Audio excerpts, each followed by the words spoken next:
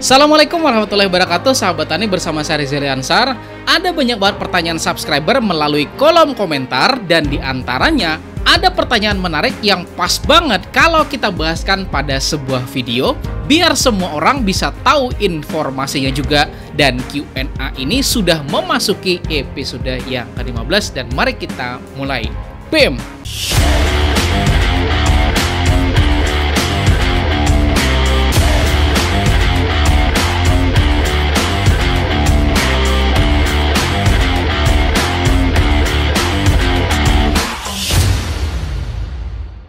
Dan buat Anda yang sudah subscribe channel ini dan klik tombol loncengnya, mudah-mudahan ilmunya makin berkah dan rezekinya tambah banyak lagi. Amin.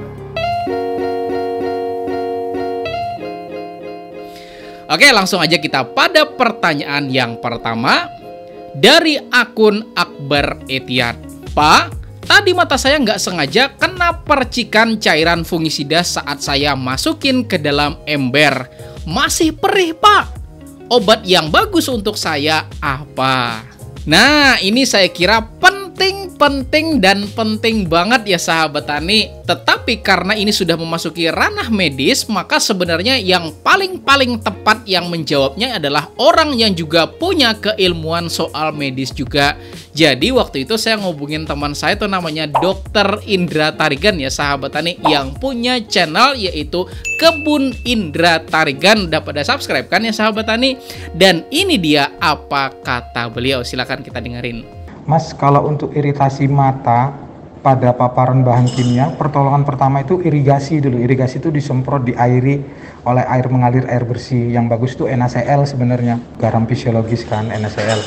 Terus gitu, kalau dia iritasinya berlanjut, kemerahan dan ada gangguan seperti infeksi, seperti iritasi lah merah gitu, dia dikasih tetesnya sendositrol biasanya.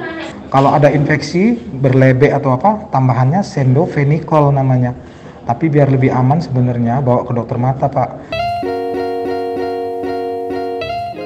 Nah, jadi ya sahabat tani, nggak ada salahnya di rumah kita juga memiliki simpanan yang kemudian kita simpan di kotak P3K. Siapa tahu nih ada kejadian yang macam kayak begitu, kayak gitu ya sahabat tani. Jadi langsung bisa tertolong dan juga tertangani. Sama halnya loh ya sahabat tani dengan teman-teman pekebun di sini. Jadi saya selalu saranin buat teman-teman di sini itu memiliki yang namanya kalsium sebanyak 2 kg dan jangan dipakai. Tujuannya apa coba? Siapa tahu entah karena apa begitu ya sahabat tani, tiba-tiba kita salah semprot pestisida misalnya, kemudian tanaman kita jadi keracunan. Nah, karena kita sudah memiliki bahan penetralnya yaitu kalsium, jadi pengendalinya langsung kita bisa lakuin. Karena bayangin nih misal ya sahabat tani, misalnya nih tanaman Anda mengalami keracunan seperti yang ada pada video yang ini. Kemudian Anda mesti beli dulu kalsium ke pasar kayak gitu ya sahabat tani, terus berangkat kayak gitu loh. Iya kalau memang ada. Kalau memang nggak ada gimana coba? Anda mesti berangkat ke sono, ke sini, ke sono, ke sini. Sedangkan kalau tanaman itu keracunan, maka kita berpacu dengan yang namanya waktu. Karena semakin tertunda penanganannya, maka semakin parah efek dari keracunan tersebut. Maka kembali lagi ya sahabat tani pada istilah yaitu sedia payung sebelum hujan itu paling pas loh ya sahabat tani. Daripada pada saat hujan kita sibuk-sibuk cari payung, ya enggak? Dan kita lanjut pada pertanyaan yang kedua dari Bapak Salman Blues. Apa perbedaan koh cair dengan koh padat? Nah, buat Anda yang belum tahu apa itu koh atau KOH, itu merupakan bahan kimia yang digunakan untuk menaikkan pH larutan. Dan kalau Anda mainnya di hidroponik, pasti Anda tuh sudah nggak asing lagi ya dengan suatu barang tuh namanya pH up. Dan seperti ini bentuknya. Nah, pH up ini ya sahabat tani merupakan cairan yang berisikan kalium hidroksida dan bisa dibuat dari yang padat kemudian diencerkan dan juga disesuaikan konsentrasinya pada konsentrasi tertentu. Nah, sampai di sini sudah ketahuan kan apa bedanya? Jadi, koh cair atau KOH cair berbentuk pH itu konsentrasinya sudah mengalami penyesuaian dibanding dengan KOH padat itu sendiri. Dan saran saya gitu ya sahabat tani, lakukan dosis pengaplikasiannya itu sesuai dengan yang dianjurkan dan juga terukur, oke? Pertanyaan yang ketiga, dari Bapak Zul aja. Apakah Jakaba Super bisa diaplikasikan untuk tanaman kelapa sawit? Oke, soal kelapa sawit memang dilema banget gitu ya sahabat tani, negara penghasil kelapa sawit terbesar dan bisa dibilang di dunia kayak gitu loh, tapi harga minyak goreng kok mahal ya enggak? Sama juga dengan tanaman padi, misalnya ketika kita panen kayak gitu kan dan terjadi barang pada saat mau jual harganya murah banget ya enggak? Nah, ini dilemanya gitu ya sahabat tani, dan mohon maaf kita bahas ini dulu deh. Nah, kebanyakannya solusi yang ditawarin apa coba? Meningkatkan produktivitas ya enggak? Kalau Anda tanya saya, setuju nggak? Saya bilang saya sangat-sangat kurang setuju. Kenapa coba? Karena kalau hanya meningkatkan produktivitas itu pasti nggak bakal maksimal tanpa juga mengurangi biaya produksinya.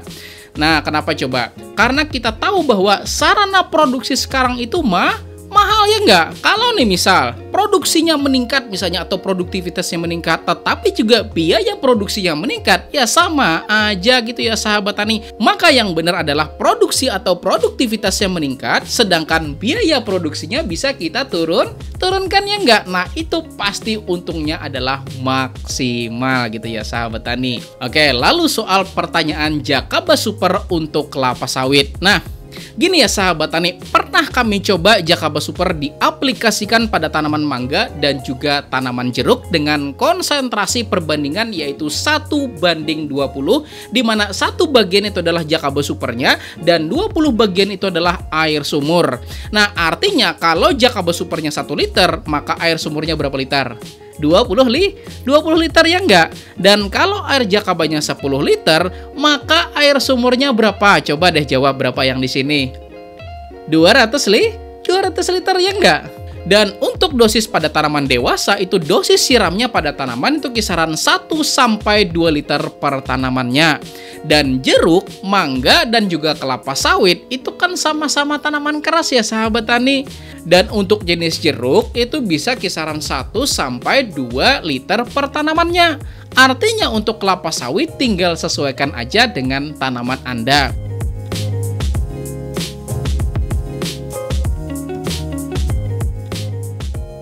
Tetapi ingat, gunakan suatu ilmu namanya TOTE atau Test, Operate, Test, dan juga Exit. Anda coba dulu ke beberapa tanaman Anda. Kalau ternyata bagus, maka silakan Anda aplikasikan kepada tanaman yang lain. Intinya sahabatan adalah pengevaluasian. Kalau memang yang kecil atau skala kecilnya bagus, maka silakan aplikasikan ke skala yang lebih besar lagi, oke?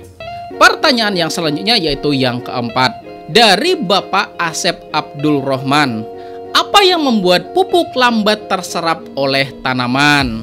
Nah, ini pertanyaannya bagus, pakai banget kayak gitu ya sahabat tani. Dan untuk menjawab ini, coba deh saya tanya pada Anda, tolong dijawab. Apa yang kira-kira bikin Anda males makan? Apa? Oke, saya sebutin ya sahabat tani. Pertama, pasti makanannya bisa jadi nggak sesuai dengan apa yang Anda mau. Misalnya Anda mau nasi goreng misalnya, tiba-tiba orang tuh ngasihnya bubur ayam ya nggak. Kemudian yang kedua, mungkin udah bener gitu ya sahabat tani, nasi goreng, tapi dikasihnya pada saat badan kita tuh nggak enakan, pas lemas kayak gitu ya, kemakan nggak? Ya nggak kan? Kemudian yang ketiga, mungkin badan kita pas sehat-sehatnya dan mungkin makanannya udah sesuai gitu ya sahabat tadi. Tetapi pada saat kita mau makan, depan kita ada tong sampah kayak gitu loh. Dan tong sampah itu aromanya itu kayak gitu loh, semerbak membahana. Kira-kira kemakan nggak makanannya? Ya enggak kan ya sahabat tani. Dan sama juga loh dengan tanaman. Pertama, pastikan pupuk yang kita pakai itu adalah pupuk yang sesuai dengan fase tanaman itu sendiri. Kalau misalnya fase generatif, maka gunakanlah pupuk fase generatif. Contohnya kalium misalnya, pada saat tanaman butuh kalium, tiba-tiba Anda ngasihnya nitrogen, ya luput gitu ya sahabat tani. Kemudian kedua misalnya, udah bener ngasih pupuknya, tetapi cara pengaplikasiannya salah, yang nggak bakal bener kayak gitu ya sahabat tani. Jadi gini, pada saat misalnya nih Anda hari-harinya tuh sering banget terjadi hujan, maka metode aplikasinya jangan kocor. Sama aja misalnya ada sudah banyak air kayak gitu loh masuk ke lahan Anda juga ngasih air lagi. Ya Anda aja nih misal udah minum 1 gelas kayak gitu loh, disorong sama air 2 gelas lagi, apa yang terjadi coba? Gelonggongan ya enggak? Artinya di sini kalau Anda tahu sudah sering banget terjadi hujan di tempat Anda kayak gitu, maka pengaplikasiannya Anda bisa menggunakan sistem tabur tunggal aja, atau mau foliar itu juga nggak jadi masalah karena foliar itu tipis-tipis kayak gitu ya sahabat tani. Kecuali terjadi yang sebaliknya, misalnya saat nggak sering terjadi hujan di tempat Anda. Nah itu pas banget ya sahabat tani kalau mau dikocor, karena sekalian Anda nyiram tanaman Anda kayak gitu, sekalian Anda ngasih nutrisi buat dia, nah itu pas kayak gitu ya sahabat tani. Kemudian yang ketiga, pastikan juga pH tanah itu berada pada kondisi yang diinginkan oleh tanaman Anda. Dan penjelasan soal pH tanah itu udah banyak kok ya sahabat tani di channel ini. Silahkan tonton pada video yang ini, dan yang ini gitu ya sahabat tani. Banyak kok penjelasannya di channel ini. Oke, lanjut kita pada pertanyaan yang kelima dari Bapak Faril Yansah. Apakah tidak semua POC harus menggunakan starter seperti IM4? Ya nggak semua gitu ya sahabat tani. Contohnya kita mau bikin PGPR misalnya. Kan PGPR itu kita mau memperbanyak mikroba yang kita ambil dari akar bambu. Maka nggak perlu pakai IM4. Kemudian jakaba misalnya, kan kita mau numbuhin jakaba, maka nggak usah pakai IM4. Dan IM4 itu sendiri memiliki 2 kandungan mikroba aktif, yaitu pertama adalah Lactobacillus dan yang kedua adalah Saccharomyces. Sedangkan PGPR itu mengandung bakteri penambat nitrogen yang bisa ngambil nitrogen di udara dan juga pelarut fosfat yang bisa melarutkan fosfat kayak gitu ya sahabat tani. Dan mungkin pertanyaan Anda, boleh nggak kalau seandainya saya mau nyampur? Ya nggak jadi masalah kayak gitu ya sahabat tani, wong semau Anda, wong itu pupuk-pupuk Anda juga. Artinya gini ya sahabat tani, yang namanya pupuk organik itu boleh kok ya sahabat tani, campur ini boleh kok, dan dikreasikan semau Anda itu juga nggak jadi masalah kok. Yang penting kembali lagi pada ilmu yang sudah saya jelaskan tadi, yaitu TOT, test, operate, dan juga tes dan juga exit. Maka Anda coba dulu ke beberapa tanaman Anda. Kalau ternyata bagus, maka silakan aplikasikan kepada banyak tanaman Anda. Bahkan semua tanaman Anda diaplikasikan, nggak jadi masalah kayak gitu ya sahabat tani. Oke? Dan pertanyaan yang keenam dari Bapak Anwar Maulana. Apakah tanaman bisa mengalami overdosis pupuk organik? Nah ini juga penting banget ya sahabat tani, maka jawaban saya adalah tergantung dari pupuk organik apa yang Anda gunakan.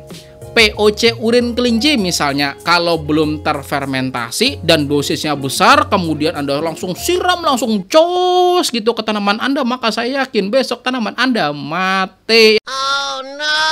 Makanya lakukanlah semua dengan lebih terukur lagi, dan saran saya minimal Anda memiliki yang namanya ppm atau EC meter. Syukur-syukur Anda punya yang lain, yaitu pH meter larutan gitu ya sahabat tani. Dan pernah kami ujikan pada tanaman-tanaman kami untuk aplikasi kocor itu maksimum di angka 2000 ppm, itu masih nggak jadi masalah. Dan kalau semprot itu nilai EC atau electrical conductivity itu 700 sampai 1000 itu masih nggak jadi masalah. Tetapi ya sahabat tani, ingat, lakukan yang tadi sudah saya bilang, yaitu TOT, apa? Tes, operate, tes, dan juga exit. Artinya Anda coba dulu ke beberapa tanaman Anda sambil dievaluasi. Kalau memang ternyata tanaman-tanaman ini tuh bagus, maka silakan aplikasikan kepada semua tanaman Anda kayak gitu ya sahabat tani. Gimana? Menurut Anda bermanfaat apa bermanfaat banget Q&A ini? Dan mau lanjut? Kalau mau lanjut ya sahabat tani, maka silahkan klik tombol like-nya atau jempolnya biar saya tahu seberapa banyak sih kira-kira orang yang menyukai video seperti ini, dan boleh bagikan juga kepada yang lain gitu ya sahabat tani. Dan setelah ini ada 4 buah video yang saya rekomendasikan untuk Anda pelajari, insya Allah akan semakin membuat keilmuan Anda tambah banyak lagi. Saya Rizali Ansar, terima kasih. Wassalamualaikum warahmatullahi wabarakatuh.